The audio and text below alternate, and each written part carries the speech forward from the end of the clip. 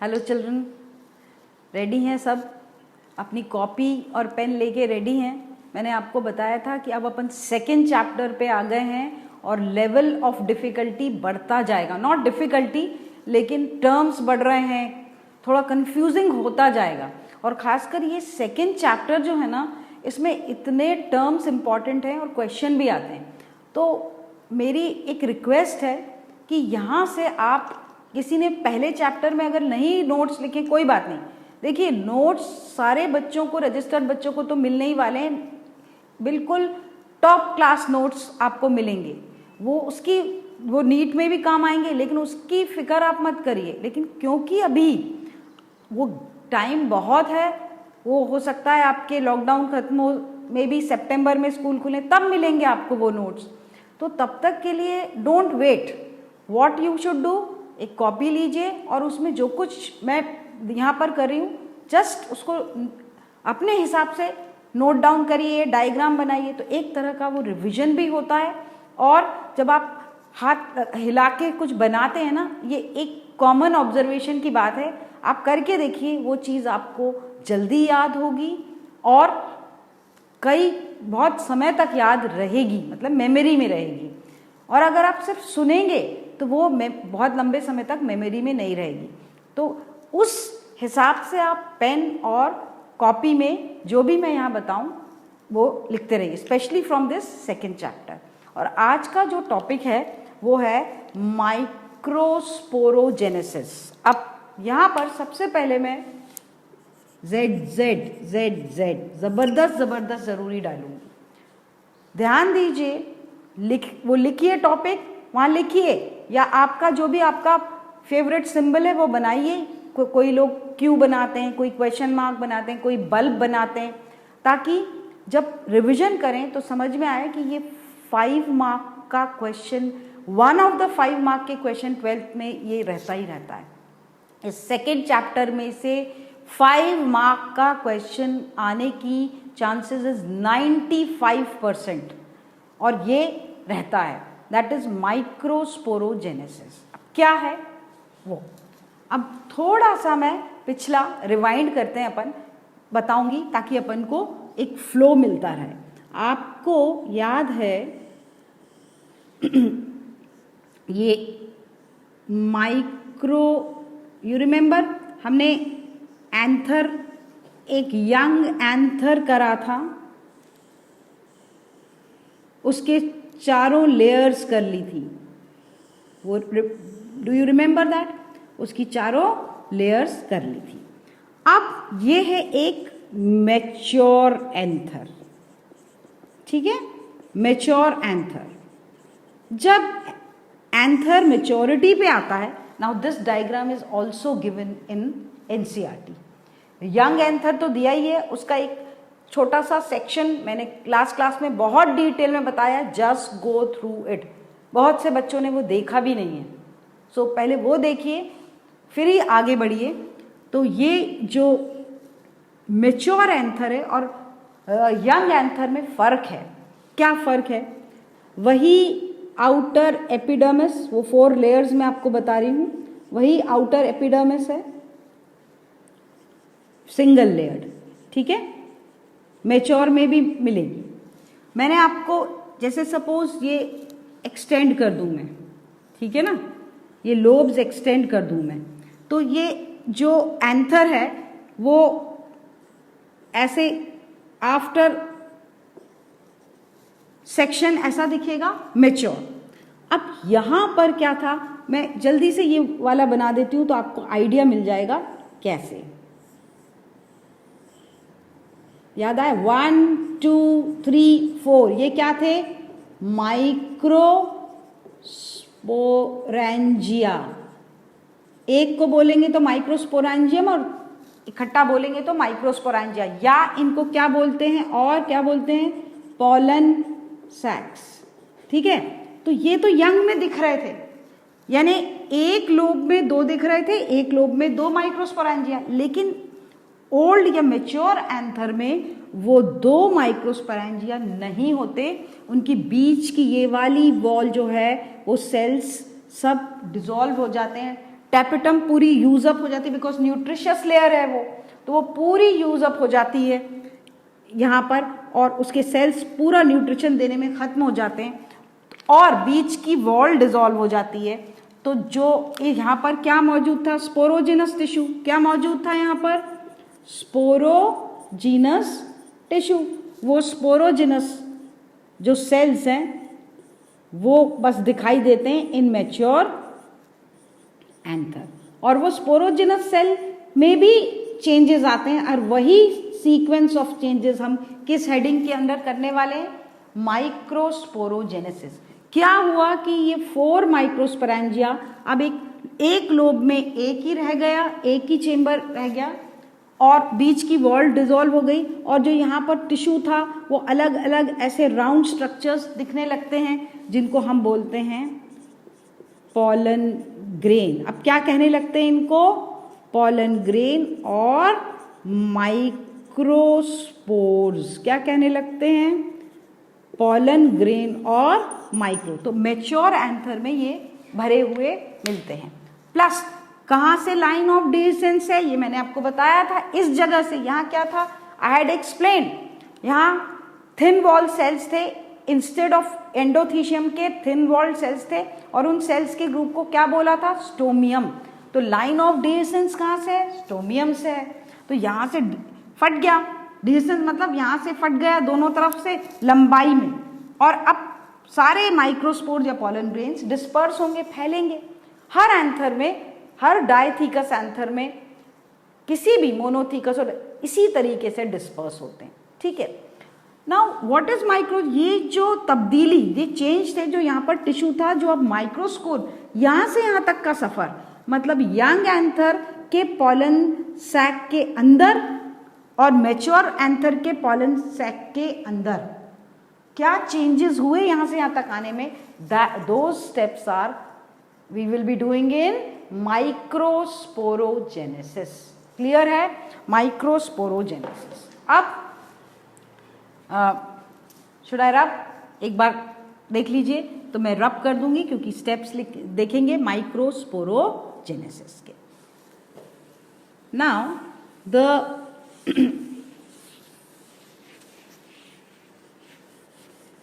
the microsporogenesis occurs in 2 ways. Angiosperms में 2 तरीके से माइक्रोस्पोरोजेनेसिस होता है। एक है साइमल्टेनियस टाइप, पूछते हैं क्वेश्चन, एंड दूसरा है सक्सेसिव टाइप। तो 2 टाइप के हैं, simultaneous type and successive type. देखते हैं क्या है। इन साइमल्टेनियस टाइप में डायग्राम बनाती हूं, ये है स्पोर मदर सेल, मतलब स्पोरोजिनस टिश्यू की, और ये एक मियोसाइट है, मतलब डिप्लॉइड है। ठीक है, क्या है ये, एक याद आया, मियोसाइट, वो जिसमें कौन सा डिवीजन होने वाला हो, मियोसिस। जिस सेल में मियोसिस होने वाला हो उसको क्या बोलते हैं, meiocyte, that is the spore mother cell which is, और मियोसाइट इज ऑलवेज, रूल है ये, it's diploid. Okay, so meiocyte है स्पोर, ऑल्सो कॉल्ड एज, और इसको हम दूसरे नामों से भी, so PMC, that is pollen mother cell. ठीक है, सो ये जो सेल है इट इज डिप्लॉइड। अब इसमें कौन सा डिवीजन होगा, दैट इज मियोसिस। तो पहले मियोसिस 1 में एक से कितने न्यूक्लियाई हो जाते हैं, सो ड्यूरिंग मियोसिस 1 में के बाद एक से कितने हो जाते हैं, 2 न्यूक्लियाई। लेकिन उसके बाद नॉर्मली क्या होना चाहिए, कैरियोकाइनेसिस हुआ, मतलब न्यूक्लियस डिवाइड हुआ और क्या बन जाना चाहिए, सेल वॉल। लेकिन सेल वॉल नहीं बनती, कौन से टाइप में, साइमल्टेनियस टाइप में। फिर सेकेंड मियोसिस, एक से कितने न्यूक्लियाई हो गए, मतलब कैरियोकाइनेसिस कंटिन्यूड है लेकिन साइटोकाइनेसिस अभी नहीं हुआ है। सो मियोसिस 2 में एक सिर्फ कैरियोकाइनेसिस हुआ, यहां भी कैरियोकाइनेसिस हुआ और यहां भी कैरियोकाइनेसिस हुआ, मतलब ओनली कैरियोकाइनेसिस मतलब सिर्फ न्यूक्लियस डिवाइड हो रहा है, 1 से 2, 2 से 4, ठीक है। प्लस मियोसिस 1 के टाइम ही क्या हो गए, यहां पर सपोज ये जिस प्लांट का ये मैंने लिया है उसका 16 है 2n नंबर, तो यहां पर क्या हो जाएंगे इन दोनों में हाफ, 8 and 8, तो मतलब हैप्लॉइड हो जाएंगे यहाँ, और फिर वो डिवाइड होंगे इनटू 4। जब चारों बन गए देन वॉल फॉर्मेशन अकर्स, ठीक है। वॉल फॉर्मेशन लास्ट में होता है। तो इस टाइप का माइक्रोस्पोर, डेवलपमेंट ऑफ माइक्रोस्पोर, अब ये कितने बने, 4 माइक्रोस्पोर्स बने।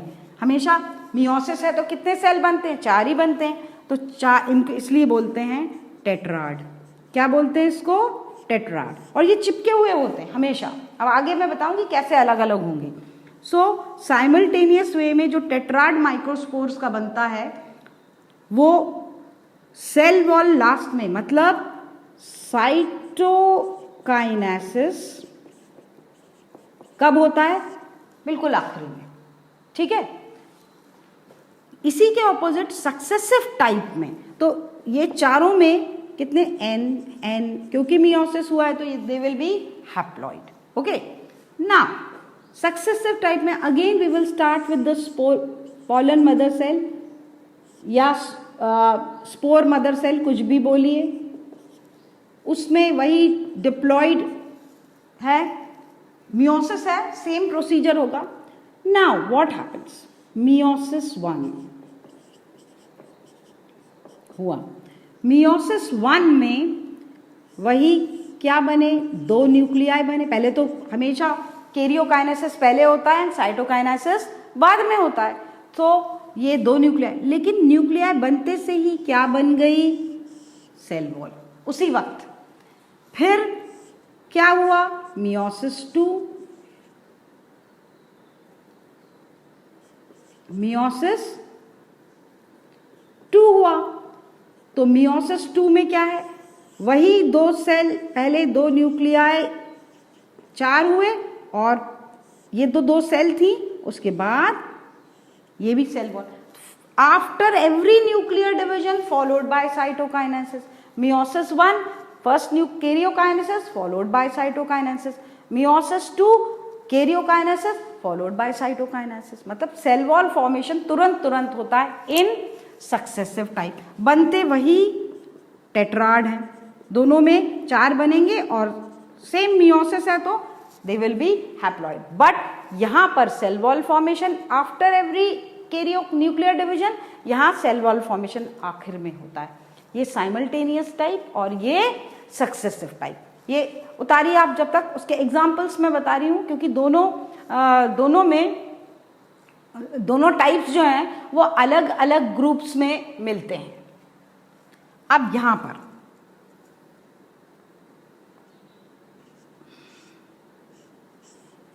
I will make here with the 1, 2, 3, ठीक है। यहां पर इसका बनाऊंगी 1, 2, 3 and 4। देखो,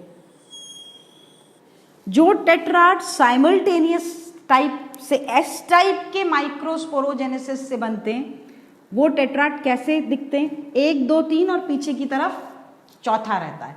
चौथा इस टाइप को बोलते हैं, इसको बोलते हैं टेट्राहेड्रल। क्या बोलते हैं इसको, टेट्राहेड्रल टाइप। और ये किसकी खासियत है, डाइकॉट्स की। एंजियोस्पर्म के कौन से, जनरली डाइकॉट्स में किस टाइप का शेप मिलता है टेट्राड का, टेट्राहेड्रल। जबकि आपको यहाँ चारों सेल दिख रहे हैं, सक्सेसिव में जो ये टेट्राड बनेगा वो जनरली इस टाइप का दिखता है, आइसोबाइलैटरल। और ये किस ग्रुप में पाया जाता है? ये पाया जाता है जनरली मोनोकॉट्स में। किस में पाया जाता है ये? मोनोकॉट्स में। सो ये कॉमन टाइप के दो tetrads are found in angiosperm families. Dicots में ज्यादातर टेट्राहेड्रल शेप के टेट्राड एंड मोनोकॉट्स में ज्यादातर आइसोबा, ये दो शेप हैं। लेकिन इसका मतलब यही नहीं है कि एंजियोस्पर्म्स में सिर्फ ये दो ही टाइप के टेट्राड के शेप मिलते हैं। There are few exceptions where different shapes of tetrads are found. और वो क्या क्या है different shapes? I'll make here. So the shapes I will make and then I will give the examples also. So they may be 1, 2, 3 and 4, or 1, 2, 3 and 4. ठीक है, तो ये जो शेप है उनके हिसाब से, ये जो शेप है उनके हिसाब से जो है वो दिया गया है। आप देखिए एक और शेप है 1, 2, 3, थोड़ा सा और लंबा, और एक चौथा पीछे। ठीक है, so I will write the T shaped, this is T shaped, this is linear. ये वाले शेप्स भी मिलते हैं टेट्राड के। And this is decussate. So ये डिफरेंट शेप्स टेट्राड के मिलते हैं। और किस किस में मिलते हैं? I will give you the example. जैसे डिकसेट मिलता है मैग्नोलिया में। किस में मिलता है? मैग्नोलिया में। लीनियर मिलता है एस्क्लेपिस, एस्क्लेपियस नाम के प्लांट में। और टी शेप मिलता है Aristolochia. So these are the examples of few other shapes, जबकि कॉमन ये दोनों हैं। तो 5 टाइप के हो गए। टेट्राहेड्रल ऐसा दिखता है, 1, 2, 3 पीछे चौथा। आइसोबाइलैटरल चारों दिख रहे हैं। देन टी शेप्ड, एस्क्लेपिस में लीनियर लंबाई में, मैग्नोलिया में डिकसेट, 2 ऐसे, एक लंबा और एक पीछे। So it is decussate is like this, but all are equal. Here they are not, the size is not equal. So ये इतने टाइप्स के मिलते हैं and I have given you the examples. In few plants like, ये सब important है, like Juncus, like Typha,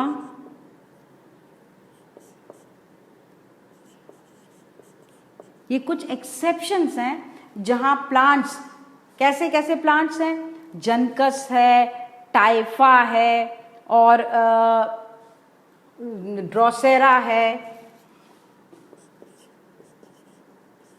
ये कुछ एग्जाम्पल्स हैं जहां पर जब भी पॉलन एंथर के अंदर से डिस्पर्स होता है तो अलग अलग, वो टेट्राड से पॉलन सब अलग हो जाते हैं, लेकिन इन प्लांट्स के पॉलन चारों टेट्राड एक साथ ही बाहर जाते हैं, कभी भी अलग अलग नहीं होते।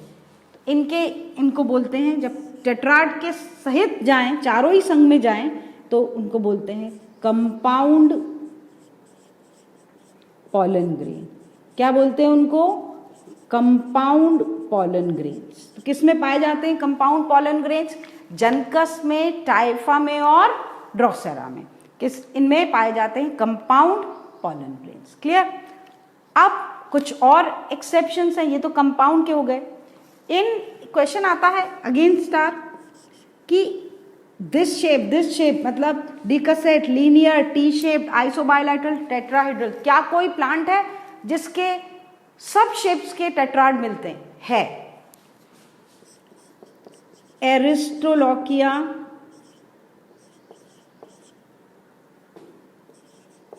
एलिगेंस, ये एक ऐसी स्पीशीज है एरिस्टोलॉकिया एलिगेंस प्लांट की जिसमें ऑल 5 टाइप्स आर फाउंड। एक ही प्लांट के फ्लावर में all 5 types of tetrad are found. ठीक है, so that is Aristolochia elegans. Clear है? सब एक्सेप्शंस हैं ये, और ये पता होना चाहिए। फिर एक और, इन फैमिली साइप्रेसी। कौन सी फैमिली? फैमिली साइप्रेसी। ये खास फैमिलीज पे क्वेश्चन भी आता है। इस फैमिली के पूरे प्लांट्स के जो पॉलन ग्रेन हैं, जब ये डेवलपमेंट होता है तो टेट्राड बन रहा है कि नहीं? माइक्रोस्पोरोजेनेसिस में एक सेल से कितने बने? 4।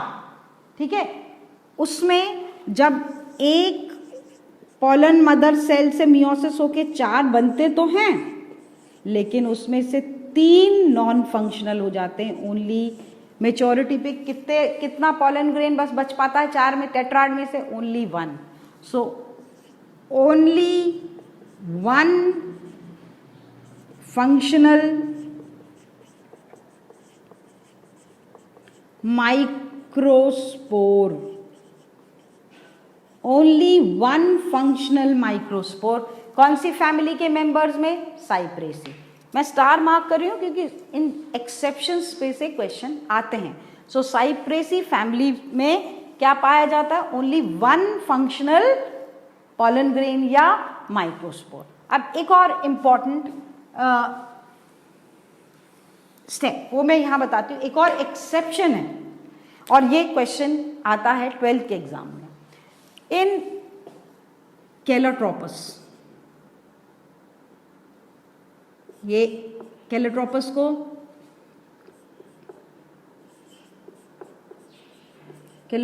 को क्या बोलते हैं? मिल्क वीड, क्योंकि इसमें से लेटेक्स निकलता है। मिल्क वीड भी बोलते हैं।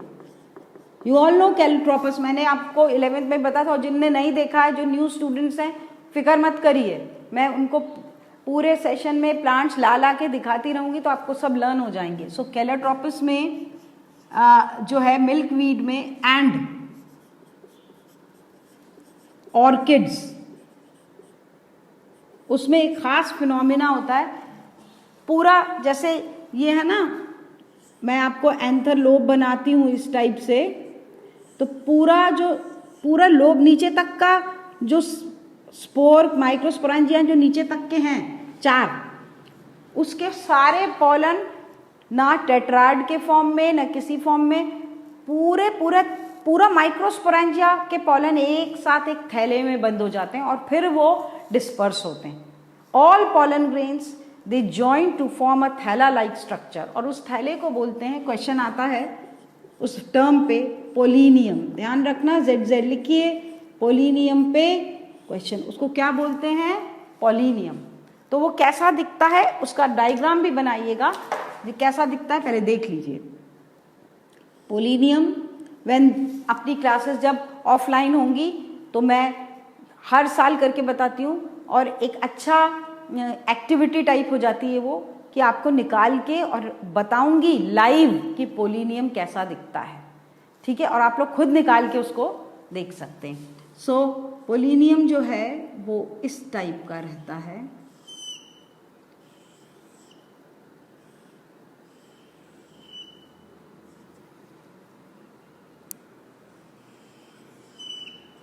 दो थैले होते हैं, पूरे पॉलन एक साथ 2 थैलों में।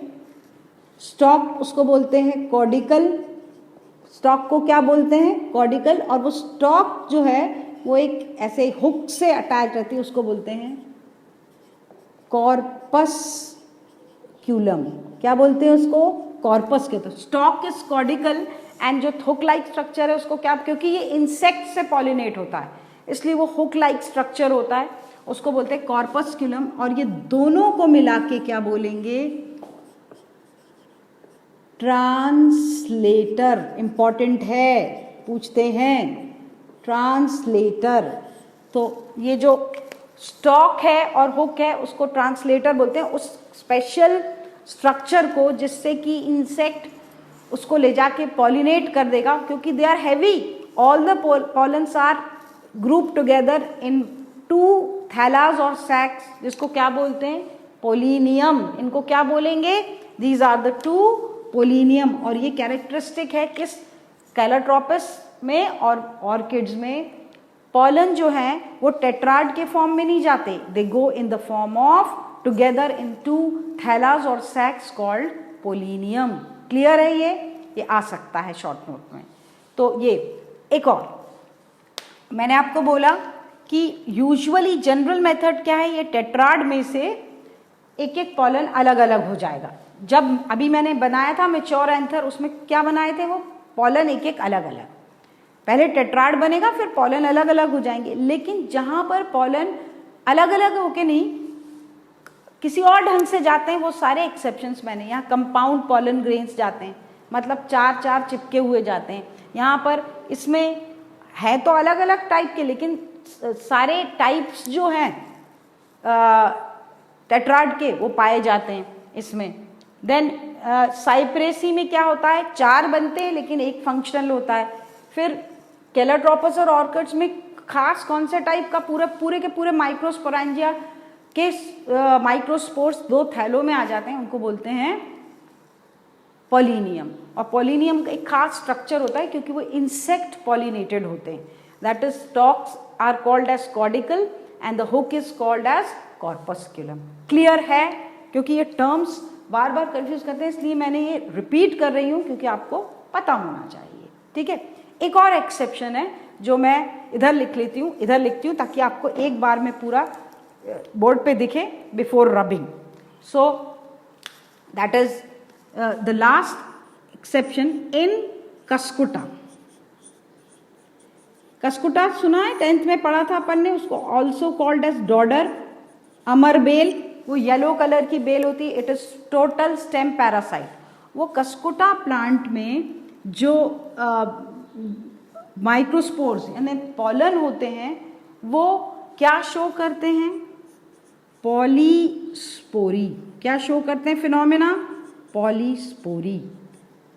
पॉलीस्पोरी मतलब वो टेट्राड के फॉर्म में नहीं जाते, इकट्ठे कितने जाते हैं, 1 2 3 4 5 6 7 9 10 11, कितने जाते हैं, कितने पॉलन ग्रेन्स इकट्ठे जुड़ करके जाते हैं, निकलते हैं बाहर, 11। और इसको क्या बोलते हैं, पॉलीस्पोरी, जो कि किस प्लांट में देखा जाता है, एक्सेप्शंस है ये, दिस फिनोमेना इन कस्कुटा। इकट्ठे कितने जाते हैं चिपक के, 11। एक अकेला नहीं जाएगा, 4 नहीं जाएंगे, 4 जब जाएंगे तो क्या बोलते हैं उनको, कंपाउंड। वो जनकस, टाइफा और ड्रोसेरा में मिलता है। क्लियर है, यहाँ पर polyspory in Cuscuta. So these were the exceptions. I am leaving this board like this 30 seconds, ताकि एक बार आप उसको पूरा एक साथ सारे टर्म्स देख सकें। Clear, so I am giving you 30 seconds.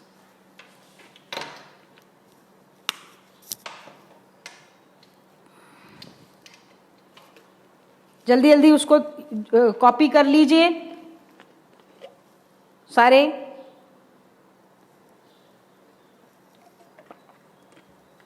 सारे एक्सेप्शंस सब कॉपी हो जाने चाहिए सारे। ओके, हो गया, चलिए। शुड आई रब, मैं मिटा दूं ये this everything. Okay,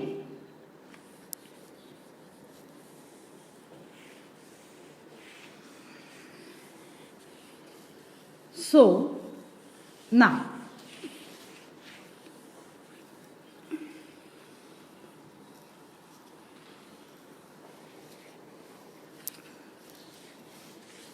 so we did, अगर क्वेश्चन आता है माइक्रोस्पोरोजेनेसिस तो दोनों टाइप बताएंगे, simultaneous type and successive type, और दोनों के एग्जाम्पल्स बताएंगे।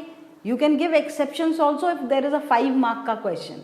हमेशा वो आपके आंसर को ब्यूटिफाई करेगा। Okay, underline the terms, this you know. मैं आपको 9th क्लास से बताती हूँ कि आंसर में यू हैव टू, फिर भी बताती जाऊंगी ताकि मेन जो टर्म्स होते हैं उनको अंडरलाइन करने की लिखते वक्त आदत डालिए। ओके, नाउ जब ये टेट्राड बन गए, अपन ने कहाँ तक बना लिया है, ये टेट्राड, ठीक है।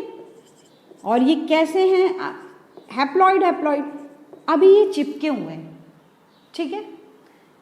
और इसके पहले वाला जब ये पॉलन सैक में ऐसे स्पोरोजिनस टिश्यू था, सब चिपके हुए थे, यानी स्पोर मदर सेल्स थी जब, तो मैं थोड़ा सा ये बताना चाहूँगी, जब स्टार्टिंग में ये क्या थी, जब 1, 2 और 3 क्या थी ये सब, अभी रिडक्शन डिवीजन नहीं हुआ है, पहले की बात बता रही हूँ। स्पोर मदर सेल, यानी पॉलन मदर सेल या स्पोर मदर सेल थी जब ये डिप्लॉयड थी, अभी मियोसिस नहीं हुआ है, स्टार्टिंग की बात कर रही हूँ। 3 सेल मैंने निकाल के, तो इनके आपस में ये साइटोप्लाज्मिक कनेक्शन था, यानी एक दूसरे से साइटोप्लाज्मिक कनेक्शन था, और इन कनेक्शंस को क्या बोलते हैं, प्लाज्मोडेस्माटा। क्या बोलते हैं इन कनेक्शन को, ये साइटोप्लाज्मिक कनेक्शंस को क्या बोलते हैं, प्लाज्मा। ये कब था, जब पॉलन सैक के अंदर कौन सी वाली स्टेज थी, मियोसिस नहीं हुआ था, स्पोर मदर सेल वाली स्टेज में they were connected to each other by plasmodesmata. जैसे उनमें मियोसिस होने लगता है, हर स्पोर मदर सेल अपने अंदर की साइड इनर वॉल पे यहाँ पर क्या डिपॉजिट कर लेती, ये वाली यहाँ डिपॉजिट करेगी कैलोज, क्या डिपॉजिट कर लेगी, कौन सा मटेरियल, कैलोज। तो ये बंद हो जाएंगे, मतलब कनेक्शन खत्म, just at the time of meiosis, मतलब माइक्रोस्पोरोजेनेसिस होने के वक्त ये बंद हो जाएंगे कनेक्शंस, और ये अलग अलग हो जाएंगे। और आपस में टेट्राड भी 4 क्यों, किस गम से, किस गोंद से जुड़े रहते हैं, what is the thing which is joining, helping them to remain joined like this, that is callose. So all the 4 tetrad pollen grain of a tetrad, कैसा भी शेप हो, आइसोबायलैटरल हो, टेट्राहेड्रल हो, डेकासेट हो, लीनियर हो, लेकिन वो जुड़े रहते हैं with which type of fixative, callose, ठीक है। और यही याद आया, मैंने आपको बताया था टैपिटम के फंक्शन, और मैंने तब बताया था कि मैं ये बताऊंगी आपको, अभी लिख लीजिए। टैपिटम जो है वो one of the function was to enzyme to secrete enzyme callase. कौन सा एंजाइम बना था, कैलेज। तो जब ये पूरे मेच्योर हो जाते हैं, वो टैपिटम का जो कौन सी एंजाइम टैपिटम से रिलीज हो रही है, कैलेज एंजाइम, वो इसको डिसॉल्व कर देती है। अब जब ये डिसॉल्व हो जाता है कैलेज, जब मेच्योर एंथर में, तो ये अलग अलग हो जाएंगे कि नहीं हो जाएंगे, जब उनका फिक्सिंग एजेंट ही खत्म हो गया, घुल गया, तो ये अलग अलग। तो मेच्योरिटी पे जब ये घुल जाता है बाय कैलेज, तो एक एक अलग अलग क्या आ गए, क्या बन गए, 4 पॉलन ग्रेन, या क्या बन गए, तो टेट्राड में क्या अलग हो गए, पॉलन ग्रेन या माइक्रोस्पोर। सो दिस हैपेंस, और मेच्योर होने तक ये सब अलग अलग ऐसे पड़े रहते हैं, जो कि मैंने स्टार्टिंग में डायग्राम बताया था, व्हाट, पॉलन ग्रेन या माइक्रो। यहां तक का सफर क्या है, माइक्रोस्पोरोजेनेसिस। तो ये क्लियर हुआ आप लोगों को किस तरीके से ये टेट्राड में भी चिपके हुए जो हैप्लॉइड पॉलन ग्रेन्स हैं वो अलग हो जाते हैं, ठीक है। नाउ अपन अब टिपिकल जब ये हो जाएगा, तो टिपिकल पॉलन ग्रेन जो है वो कैसा दिखता है। सो अ टिपिकल पॉलन ग्रेन, उससे पहले मैं टर्म्स लिखती जाऊंगी और इंपॉर्टेंट टर्म्स बताती जाऊंगी। Palynology, palynology study of pollen grains क्या कहलाता है, स्टडी ऑफ पॉलन ग्रेन्स क्या कहलाता है, पैलिनोलॉजी, ठीक है। Term clear, palynology. दूसरा, डॉक्टर पी.के. नायर, कौन, doctor P K. Nair, father of Indian palynology, ठीक है, father of Indian palynology doctor P K Nair, ठीक है। Then melittopalynology, melittopalynology, आपको मालूम है ना, हनी में, हनी शहद में मेजर कॉन्स्टिट्यूएंट क्या होता है? पॉलन। इंसेक्ट्स क्या कलेक्ट करते हैं और हनी बनाते हैं? पॉलन। हनी के अंदर बहुत टाइप के पॉलन्स पाए जाते हैं। हनी में या हनी से बनाए प्रोडक्ट्स में पाए जाने वाले पॉलन की study melitto palyno, pollen, study of pollen in honey and its products, honey और उससे बनाई चीज़ों में जो पॉलन पाए जाते हैं उनकी स्टडी मेलिटो पैलिनोलॉजी। क्लियर हैं ये सब टर्म्स? जब भी टर्म्स आएंगे इन पे क्वेश्चन आ सकते हैं, सो टर्म्स शुड बी क्लियर, ठीक है। अब एक टिपिकल पॉलन ग्रेन, ठीक है। सो एक टिपिकल पॉलन ग्रेन मैं बना रही हूँ, डायग्राम इंपॉर्टेंट है।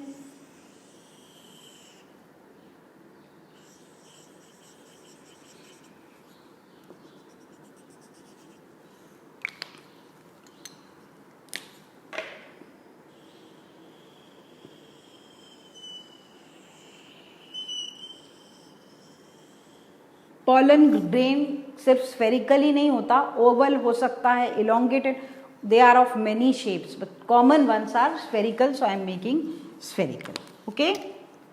सो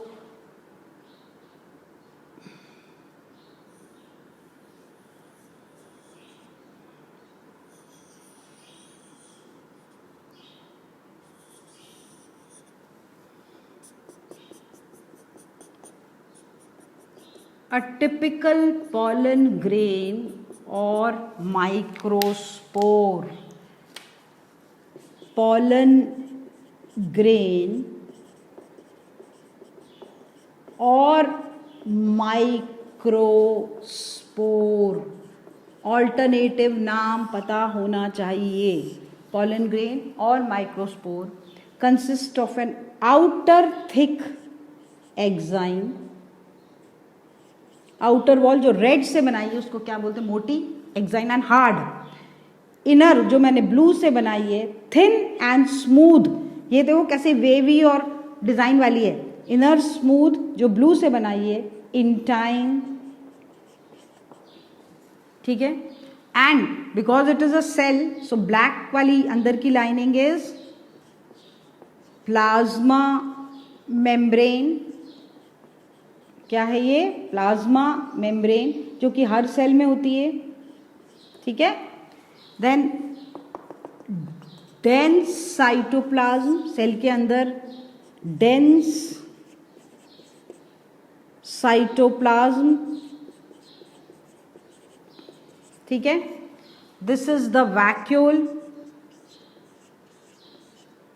वैक्यूल, ये एक वैक्यूल है बड़ा, और this, what is this structure? This is the nucleus,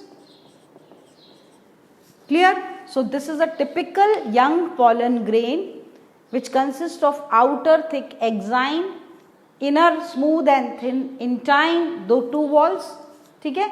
Then plasma membrane, the cytoplasm which is dense, vacuole and nucleus। अगर डायग्राम आए एक यंग माइक्रोस्पोर या पॉलन ग्रेन का, तो दिस इज पॉलन ग्रेन और microspore is the first stage, जैसे ही ये बना, it is the first stage of male gametophyte.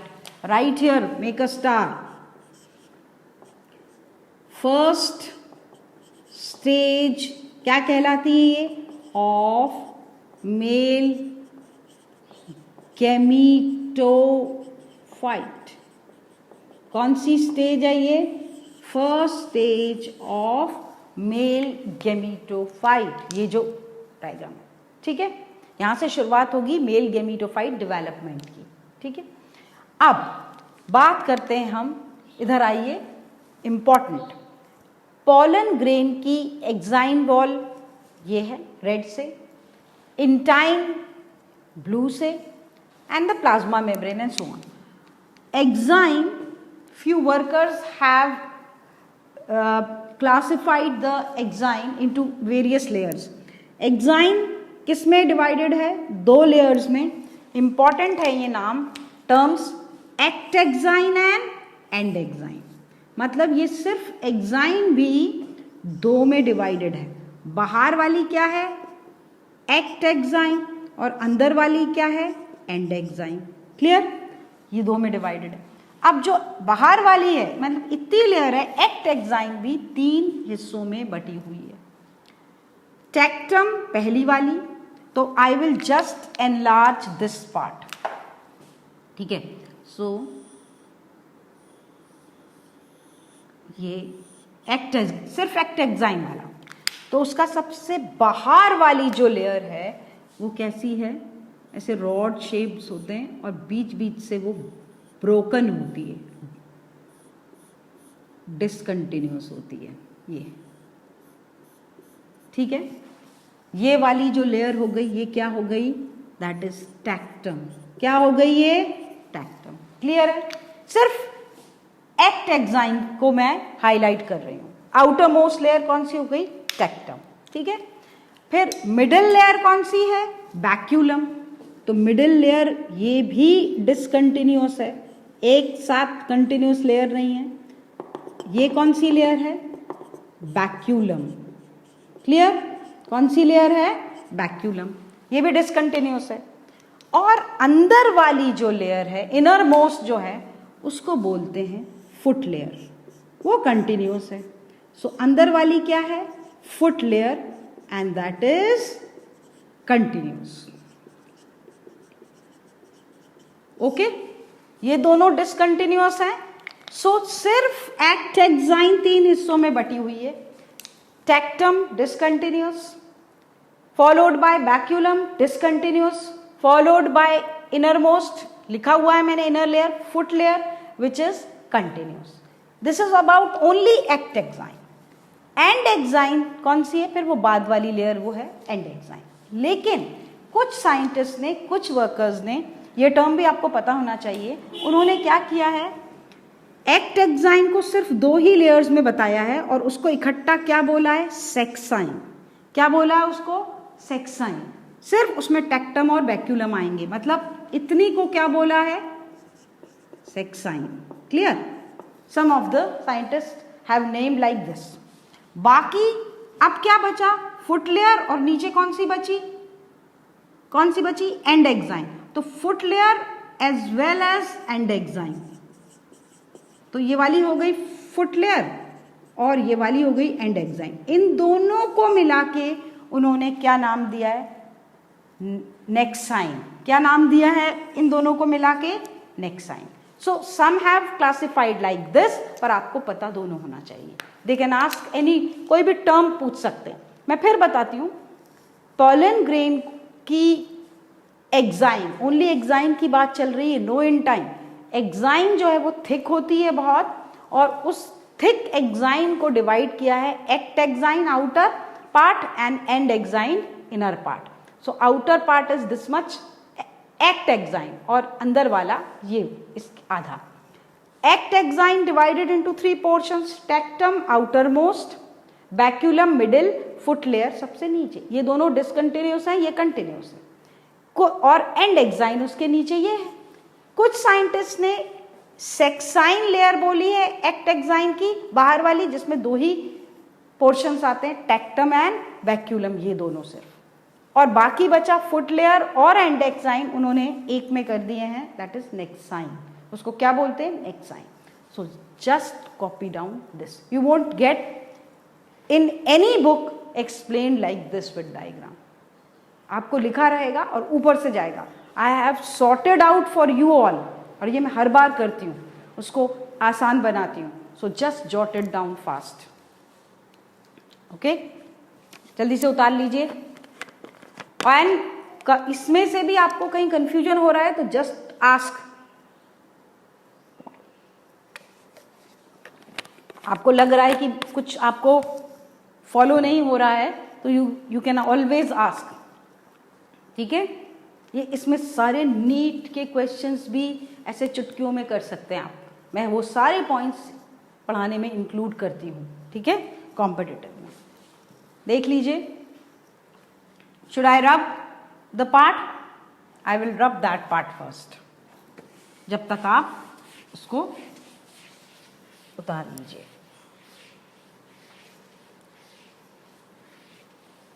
क्योंकि एक बहुत इंपॉर्टेंट क्वेश्चन आ रहा है एंड वो है, आएगा अगेन ZZ आता है. वो भी जैसे मैंने आपको टैपेटम में बताया था ना, टैपेटम के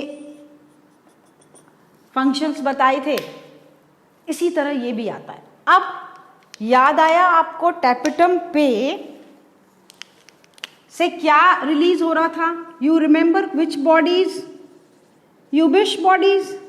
मैंने आपको तब बताया था वो यूबिश बॉडीज यहाँ जमा हो जाती हैं and they will produce a substance, they will form a substance called sporopollenin. क्या प्रोड्यूस करेंगे वो सब्सटेंस, ये यूबिश बॉडीज? स्पोरोपोलिनिन.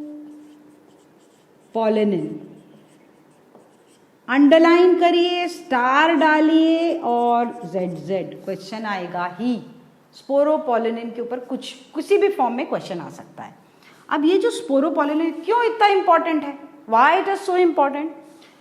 दिस स्पोरोपोलिन, ये जो सब्सटेंस है, आज की तारीख तक दुनिया में प्लांट्स में इससे ज्यादा रेजिस्टेंट सब्सटेंस देखा नहीं गया. It's not known till today. Resistant मतलब किस किस से रेजिस्टेंट? Resistant to temperature.